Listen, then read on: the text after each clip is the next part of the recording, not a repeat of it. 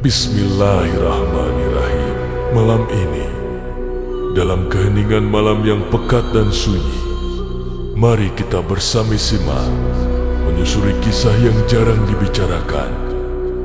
Kisah tentang makhluk besar, tentang kaum yang disebut dalam firman Allah, tentang raksasa dalam sejarah yang nyata. Sosok itu adalah kaum Ad, sebuah bangsa yang tidak hanya besar secara fisik, tapi juga besar dalam kesombongan.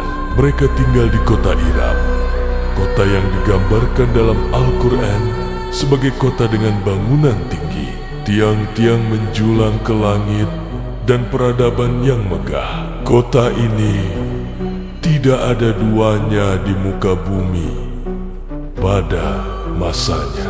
Dalam surat Al-Fajr ayat 6-8, Allah berfirman, "Apakah kamu tidak memperhatikan bagaimana Tuhanmu berbuat terhadap kaum Ad, yaitu Iram, yang mempunyai bangunan-bangunan tinggi yang belum pernah dibangun seperti itu di negeri-negeri lain." Kaum Ad adalah kaum raksasa. Dalam riwayat disebutkan bahwa tinggi tubuh mereka bisa mencapai lebih dari 30 meter. Mereka bisa mencabut pohon hanya dengan satu tangan. Mereka mampu melempar batu sebesar rumah dengan mudah. Mereka bukan dongeng, mereka nyata, dan kisahnya ditulis langsung oleh Allah dalam Al-Quran. Namun, kekuatan besar itu justru membawa mereka pada kesombongan. Mereka berkata, "Siapakah yang lebih kuat dari kami?" Fusilat 15. Mereka merasa tak terkalahkan. Mereka merasa bahwa tidak ada kekuatan lain yang bisa menandingi mereka. Mereka lupa bahwa semua kekuatan datang dari Allah. Allah lalu mengutus Nabi alaihissalam kepada mereka. Nabi Hud datang dari kalangan mereka sendiri. Dia bukan orang luar. Dia berbicara dengan bahasa yang mereka pahami. Dia memperingatkan mereka untuk tidak sombong, untuk hanya menyembah Allah, untuk berhenti berbuat kerusakan. Namun mereka menolak. Bahkan mereka menantang. Mereka berkata kepada Hel, "Kalau memang benar akan datang azab dari Tuhanmu, datangkanlah." Dan azab itu pun datang. Allah tidak mengirimkan api, tidak mengirimkan gempa, tidak mengirimkan banjir, tapi Allah mengirimkan angin. Sebuah angin yang dingin, kencang, dan menghancurkan. Angin itu bertiup selama 8 hari dan 7 malam. Angin itu tidak berhenti, terus menderu, mengangkat tubuh-tubuh besar kaum Ad ke langit, lalu membanting mereka ke bumi. Dalam Al-Quran, surat Al-Haqqa ayat 6 dan 7, Allah menjelaskan, "Dan adapun kaum Ad, maka mereka telah dibinasakan dengan angin yang sangat dingin lagi amat kencang. Allah menimpakan angin itu kepada mereka selama 7 malam dan 8 hari terus-menerus. Maka kamu lihat kaum itu bergelimpangan, mati bergelimpangan seperti batang kurma yang tumbang. Bayangkan tubuh-tubuh setinggi pohon kurma, bergelimpangan, terbanting, tak bernyawa, tak berdaya, dihancurkan oleh angin, halus tapi mematikan. Kota Iram yang megah itu pun ikut musnah, tertimbun pasir, terkubur. Hingga hari ini, kota itu masih menjadi misteri. Banyak ekspedisi telah mencoba menemukannya. Sebagian menyebut reruntuhan di wilayah Oman sebagai Iram. Namun tak ada yang bisa memastikan. Mungkin Allah memang tak ingin kota itu ditemukan. Mungkin karena yang penting bukan jejak fisiknya, tapi pesan dari kisah ini.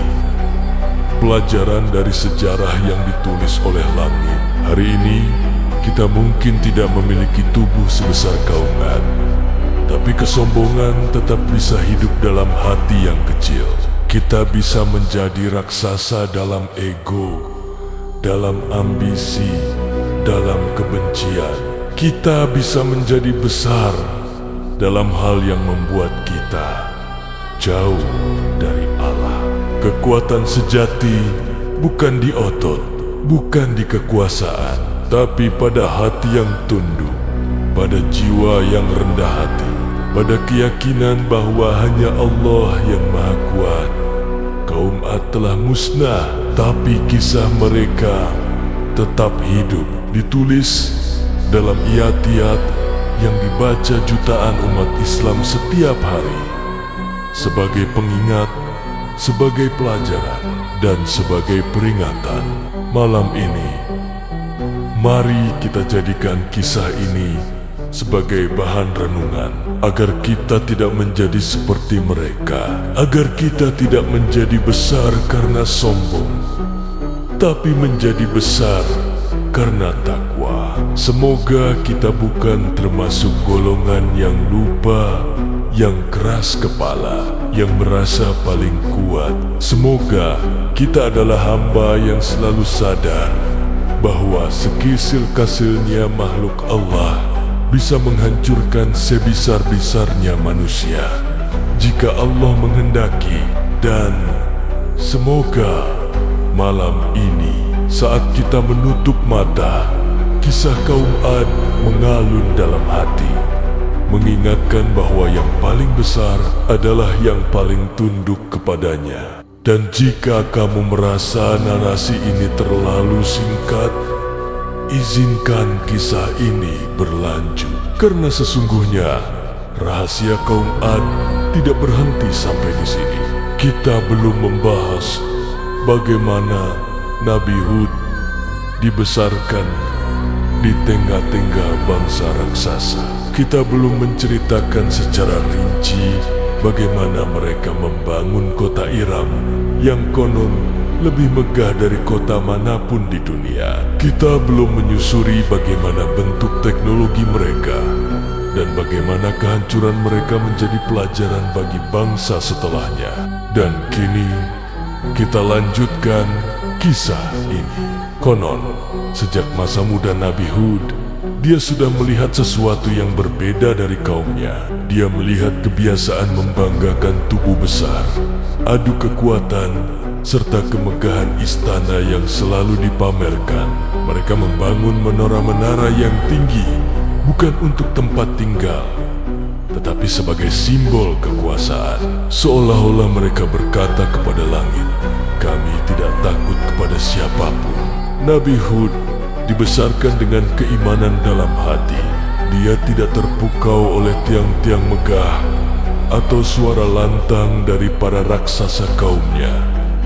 Hatinya tenang dan wajahnya teduh.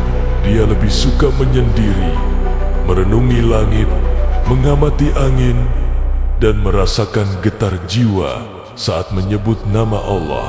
Dalam keseharian, kaum Ad mengadakan perlombaan kekuatan.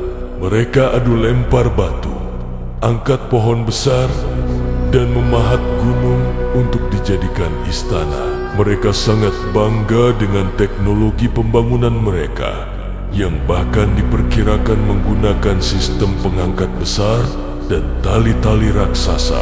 Beberapa catatan sejarah menyebutkan bahwa mereka memiliki pengetahuan arsitektur yang luar biasa untuk zamannya. Namun semua itu tidak membuat mereka tunduk kepada Allah.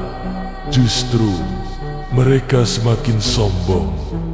Mereka merasa telah menguasai bumi. Mereka yakin azab tidak akan pernah datang. Maka Nabi Hud mulai berdiri di hadapan kaumnya. Dengan suara lembut tapi tegas, dia menyeru mereka untuk kembali kepada kebenaran, kembali kepada Allah. Tapi mereka justru menertawakannya. Seorang pemuda dari tengah-tengah mereka sendiri berani menasihati para raksasa. Mereka tidak terima, mereka tidak mendengar, mereka bahkan merencanakan untuk menyakitinya. Namun, Nabi Hud tidak takut. Dia tahu bahwa kebenaran akan selalu menang, dan dia tahu bahwa doa yang keluar dari hati yang tulus akan selalu sampai ke langit. Dan langit pun menjawab. Langit mulai gelap dengan cara yang berbeda. Bukan gelap karena malam, tapi gelap karena datangnya awan besar yang bergulung dari ufuk. Tidak ada suara, tidak ada gemuruh, hanya angin yang mulai terasa berubah. Awalnya lembut, lalu menggigit, dingin yang aneh, dingin yang menusuk tulang, dingin yang membawa pesan. Kaum Ad melihat awan itu. Mereka bersorak, mereka tertawa, mereka berkata, "Inilah awan yang akan membawa hujan kepada kita." Mereka menyambutnya. Mereka menari di bawahnya. Mereka tidak tahu bahwa awan itu bukanlah hujan, tapi azab. Allah berfirman dalam surat Al-Aqaf ayat 24. Maka ketika mereka melihat azab itu berupa awan yang menuju ke lembah-lembah mereka, mereka berkata, "Inilah awan yang akan menurunkan hujan kepada kita." Tidak, itulah azab yang kamu minta agar disegerakan, yaitu angin yang mengandung azab yang pedih. Dan saat itulah semuanya berubah. Angin mulai menderu, tanah bergetar, langit terbelah oleh hembusan yang tidak terlihat tapi terasa. Tiang-tiang tinggi mulai bergoyang, bangunan megah mulai bergetar. Para raksasa itu pun mulai merasa takut, tapi sudah terlambat. 8 hari 7 malam, angin itu tidak berhenti, tidak memberi ampun, tidak ada tempat berlindung. Tubuh mereka berterbangan, istana mereka hancur berantakan, kota Iram, kota kebanggaan mereka, hilang ditelan bumi. Dan di antara semua itu, hanya Nabi Hud dan para pengikutnya yang selamat. Mereka berlindung, mereka beriman. Mereka diselamatkan. Begitulah akhir dari kaum Ad, sebuah bangsa besar, dengan tubuh besar, dengan kekuatan besar, tapi hati yang kosong dari iman. Semoga kita mengambil pelajaran dari mereka, karena raksasa sejati adalah mereka yang rendah hati,